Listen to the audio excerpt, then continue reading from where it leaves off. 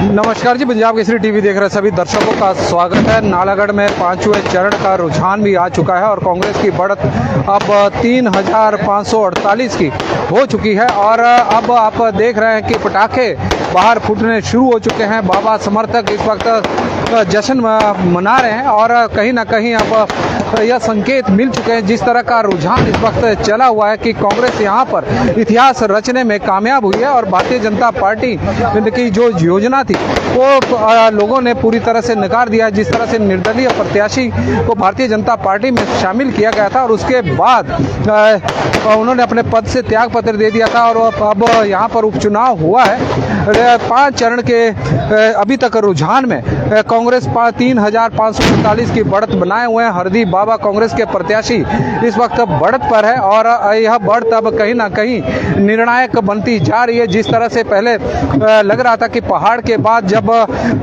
मतों की गणना चंगर की बेल्ट में या फिर मैदानी क्षेत्रों में होगी तो भारतीय जनता पार्टी कुछ अच्छा करेगी, लेकिन ऐसा अब नजर होता हुआ नहीं आ रहा है। और आप तस्वीरें देख सकते हैं कि कॉलेज के बाहर जहां पर मतगणना हो रही है, मतगणना स्थल के बाहर अब समर्थकों की संख्या लगातार बढ़ती जा रही है। पटाखे यहां पर फोड़े जा रहे हैं और तस्वीरें पुलिस बल को भी काफी कार्यकर्ताओं को संभालने में काफी परेशानियों का सामना करना पड़ रहा है और नारेबाजी अब यहाँ पर शुरू हो गई है, क्योंकि इस बार का चुनाव काफी मायने रखता था, क्योंकि नालागढ़ के ऊपर सबकी नजरें थी। निर्दलीय यहाँ पर से प्रत्याशी जीते थे। वर्ष 2022 की बात करें और 5वें चरण में जहां केएल ठाकुर को 16,044 वोट मिले हैं, वहीं बाबा 19,592 वोट लेने में कामयाब हुए हैं। हरप्रीत सैनी 6,177 वोट लेने में कामयाब हुए हैं। हरप्रीत सैनी ने भारतीय जनता पार्टी के खेल को यहाँ पर बिगाड़ा है और हरप्रीत सैनी की जिस तरह से वोट ले रहे हैं, क्योंकि माना जा रहा था कि हरप्रीत सैनी इस बार किसी का ना किसी का खेल बिगाड़ेंगे, तो इस बार वो भारतीय जनता पार्टी का खेल बिगाड़ने में यहाँ पर कामयाब रहे हैं।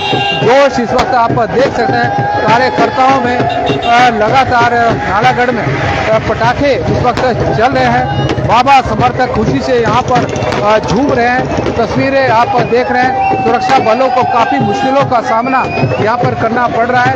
NH पिंजौर स्वारघाट राष्ट्रीय उच्च मार्ग है और आप देखें कि कांग्रेस की अब रैली निकलनी यहाँ पर शुरू हो चुकी है और बड़ी संख्या में कार्यकर्ता आप तस्वीरों के माध्यम से देख सकते हैं कि झूम रहे हैं और कहीं ना कहीं अब औपचारिक घोषणा भी बाकी रह गई है। जिस तरह की कांग्रेस की बढ़त अब चली हुई है, क्योंकि अभी बाबे की अपनी बेल्ट भी आनी है, जहां से उन्हें लग रहा है कि उन्हें काफी अधिक वोट मिलेंगे और यह बढ़त अभी और बढ़ेगी 3548 की। और आप तस्वीरों के माध्यम से देख सकते हैं कि नालागढ़ में इस वक्त कांग्रेस कार्यकर्ता खुशी से झूम रहे हैं और हरदीप बाबा के साथ एक सिंपैथी लोगों की जुड़ी है, क्योंकि अभी तक वो 2 चुनाव यहाँ पर हार चुके थे, लेकिन तीसरे चुनाव में लग रहा है कि जिस तरह का रुझान 5 राउंडों में मिला है कि अब जीत उनके करीब पहुंच चुकी है और कार्यकर्ता काफी जोश में है। और आप तस्वीरों के माध्यम से देखें कि सुरक्षा बलों को भी कार्यकर्ताओं को सड़क से दूर रखना एक चुनौतीपूर्ण बना हुआ है। और तस्वीरें आप इस वक्त देख रहे हैं, कांग्रेस के झंडे के साथ गाड़ियां सोलन जिला में कांग्रेस 5 में से 5 करने की स्थिति में इस वक्त पहुंच गई है। रैलियां निकलनी शुरू हो गई है। कांग्रेस के कार्यकर्ता अब रैलियों में सड़कों पर दौड़ते हुए इस वक्त नजर आ रहे हैं। आप तस्वीरें देखें, इस वक्त कॉलेज के बाहर की है, तो गवर्नमेंट कॉलेज नालागढ़, जहां पर काउंटिंग सेंटर बनाए गए हैं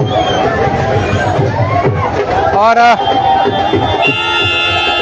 नालागढ़ की यह तस्वीरें इस वक्त आप देख रहे हैं। कार्यकर्ताओं का जोश आप देख सकते हैं कि किस तरह का जोश है और आप तस्वीरों के माध्यम से देखें कि कार्यकर्ता खुशी से इस वक्त झूम रहे हैं और तस्वीरें आप सोलन की देख रहे हैं।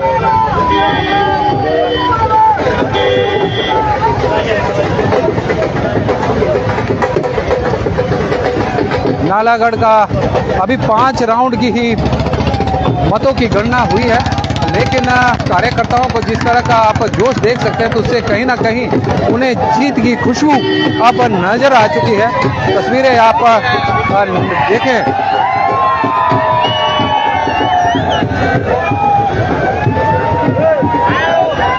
तस्वीरें आपको नजर आ रहे हैं पुलिस बल के डीएसपी नालागढ़ अपने भीषम ठाकुर जी पूरी मुस्तैदी के साथ, एएसपी साहब भी है, अशोक वर्मा जी साथ में है और साथ में डीएसपी जी, और पूरी तरह से कांग्रेस इस वक्त बढ़त बनाए हुए हैं।